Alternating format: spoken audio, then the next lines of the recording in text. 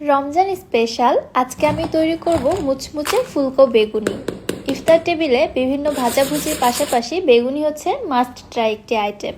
আসসালামু আলাইকুম everyone, welcome back to my channel. বেগুনি তৈরি করতে গেলে অনেকেই অনেক ধরনের সমস্যায় পড়েন। কারো বেগুনি ফুলতে চায় না, আবার ফুললেও বেগুনি ক্রিস্পি হয় না, একদম নরম ক্যাতক্যাতে হয়ে যায়, খেতে ভালো লাগে না। আজকে আমি গোপন ইনগ্রিডিয়েন্টস সহ এবং অসংখ্য টিপস সহ পারফেক্ট বেগুনির রেসিপিটি আপনাদের মাঝে শেয়ার করেছি। আশা করছি আপনাদের কাছে ভালো লাগবে। চলুন রেসিপি দেখে আসি। বিসমিল্লাহ। বেগুনি বানানোর জন্য এখানে আমি 2টি মিডিয়াম সাইজের বেগুন নিয়েছি। আমি এখানে মোটামুটি লম্বা সাইজের বেগুনটা ব্যবহার করছি। আপনারা যে কোনো বেগুন দিয়ে বেগুনি তৈরি করতে পারবেন। বেগুনগুলোর সামনের এবং পেছনের অংশগুলো কেটে ফেলে দিয়ে বেগুনগুলোকে ঠিক এরকম লম্বা স্লাইস করে কেটে নিয়েছে। আর স্লাইসগুলো খুব বেশি মোটাও না, আবার খুব বেশি পাতলাও না, ঠিক এই পুরুত্বে কেটে নিয়েছি। এবারে এই বেগুনের মধ্যে দিয়ে দিচ্ছি আমি 2 টেবিল চামচ লবণ। এই লবণ পানিতে বেগুনগুলোকে আমি ভিজিয়ে রাখবো 10 মিনিটের মতো। এতে করে যখন বেগুনিগুলো আমরা ভাজবো, ভেতরে যে বেগুনের অংশটা থাকবে ওইটা খেতে আর পানসে লাগবে না, খুবই মজার একটি টেস্ট আসবে। এইভাবে আমি পানিতে ভিজিয়ে রেখে দিচ্ছি। ততক্ষণে আমি বেসনের মিশ্রণটা রেডি করে নিচ্ছি। একটি স্ট্রেনারে নিয়ে নিচ্ছি 1 কাপ বেসন। বেসনটা অবশ্যই চেলে নিতে হবে, এতে করে বেসনের মধ্যে যে গুটি বা দলা অংশগুলো থাকবে সেগুলো আলাদা হয়ে যাবে এবং বেসনের মধ্যে অনেক এয়ার ক্রিয়েট হবে, যার ফলে ব্যাটারটা স্মুথ হবে এবং বেগুনি ফুলতে অনেক সাহায্য করবে। বেসনটা চেলে নেওয়ার পরে নিয়ে নিচ্ছি 1/2 কাপ কর্নফ্লাওয়ার এবং 2 টেবিল চামচ ময়দা। কর্নফ্লাওয়ারের পরিবর্তে বেগুনিতে চালের গুঁড়াও ব্যবহার করা হয়, তবে আমি সবথেকে ভালো রেজাল্ট পেয়েছি কর্নফ্লাওয়ার ব্যবহার করে। আর এখানে ময়দাটা কিন্তু অবশ্যই ব্যবহার করতে হবে, এটাই কিন্তু গোপন ইনগ্রিডিয়েন্টস। সব উপকরণগুলো চেলে নেওয়ার পরে একটি হ্যান্ড হুইস্ক দিয়ে আমি সবকিছু ভালোভাবে একসঙ্গে মিশিয়ে নিচ্ছি, যেন কোথাও দলা বা লাম্পস না থাকে। এইবারে আমি এর মধ্যে দিয়ে দিচ্ছি 1/2 চা চামচ রসুন গুঁড়া, 1/2 চা চামচ দিচ্ছি আদা গুঁড়া, 1/2 চা চামচ ভাজা জিরার গুঁড়া, 1 টেবিল চামচ শুকনা মরিচের গুঁড়া, 1/2 চামচ হলুদের গুঁড়া। সাথে আমি এখানে 1 চামচ লবণ দিয়েছিলাম স্বাদ মতো, যেটা ক্যামেরা বন্দি হয়নি। এবারে এই সব কিছু আমি খুব ভালোভাবে একসঙ্গে মিশিয়ে নিচ্ছি, যেন শুকনো মশলাগুলো কোথাও দলা বেঁধে না থাকে।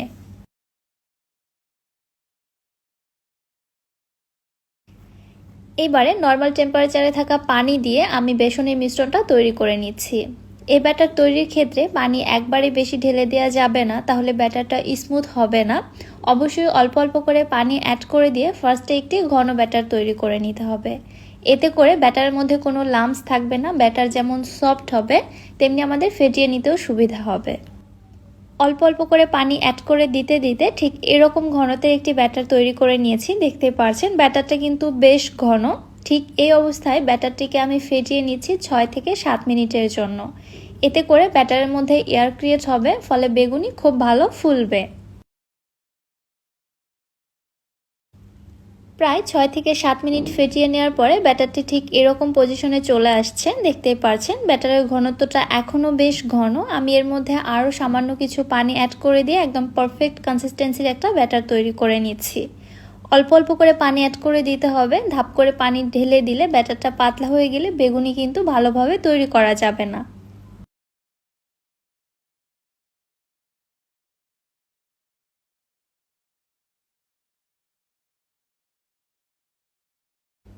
বেগুনি তৈরি করার জন্য বেগুনির ব্যাটার অলমোস্ট ডান।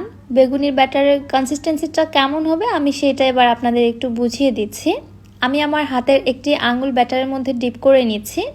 আঙুলটা ওঠানোর পরে দেখুন হাতের আঙুল থেকে ব্যাটারটি কিন্তু ছিঁড়ে ছিঁড়ে পড়ছে। আর আমার আঙুলে দেখুন ব্যাটারটা কিন্তু খুব ভালোভাবে কোটিং হয়ে আছে।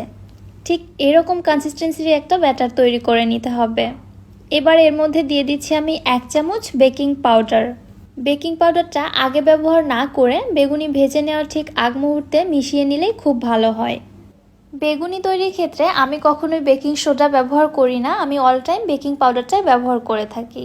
সো আমার মতো পারফেক্ট বেগুনি তৈরি করতে চাইলে আমার প্রত্যেকটি টিপস আপনাদের মনোযোগ সহকারে ফলো করতে হবে। বেগুনির ব্যাটার রেডি হয়ে গিয়েছে, এক সাইডে রেখে দিচ্ছি। এবার অন্যদিকে যে বেগুনের স্লাইসগুলো আমি পানিতে ভিজিয়ে রেখেছিলাম, এবারে বেগুনের স্লাইসগুলোকে আমি পানি ঝরিয়ে উঠিয়ে নিচ্ছি। পানি ঝরিয়ে একটি স্ট্রেনারে রেখে দিচ্ছি অতিরিক্ত পানিটা ঝরে যাওয়ার জন্য।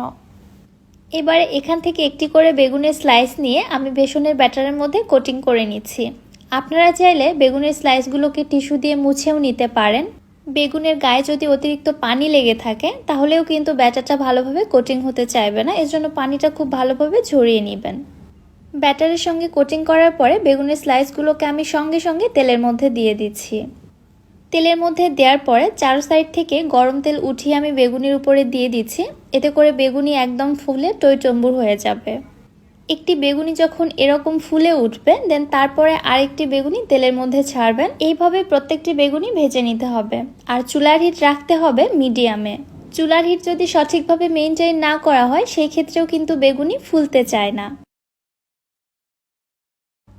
দেখতেই পারছেন একটি বেগুনি ফুলে ওঠার পর দেন তারপর কিন্তু আমি পরবর্তী বেগুনিটি তেলের মধ্যে ছাড়ছি। সব সময় 5 থেকে 6 মিনিট হাতে সময় নিয়ে বেগুনি ভেজে নেওয়ার চেষ্টা করবেন, এতে করে বেগুনি খুবই ক্রিস্পি হবে। বেগুনি তেল থেকে ওঠানোর পরে প্রায় 1 থেকে 1.5 ঘন্টা পর্যন্ত বেগুনি এরকমই ক্রিস্পি থাকবে। বেগুনি ফুলে ওঠার পর খুব দ্রুতই যদি আপনি তেল থেকে বেগুনি উঠিয়ে নেন ওই ক্ষেত্রে বেগুনি ফুলকোও থাকে না আর ক্রিস্পি হয়তো থাকলেও দূরের কথা।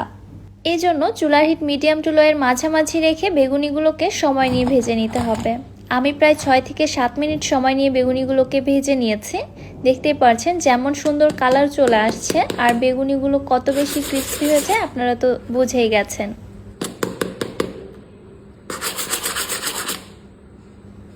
আমার প্রত্যেকটি টিপস মনোযোগ দিয়ে ফলো করে বেগুনি তৈরি করলে আপনাদের বেগুনিও এরকম পারফেক্ট হতে বাধ্য। এইভাবে বেগুনি তৈরি করলে বেগুনি এত বেশি মজা হবে, এমন মজার বেগুনি আপনারা বাহিরেও কোথাও কিনতে পারবেন না, কিন্তু ঘরে খুব সহজেই তৈরি করে নিতে পারবেন।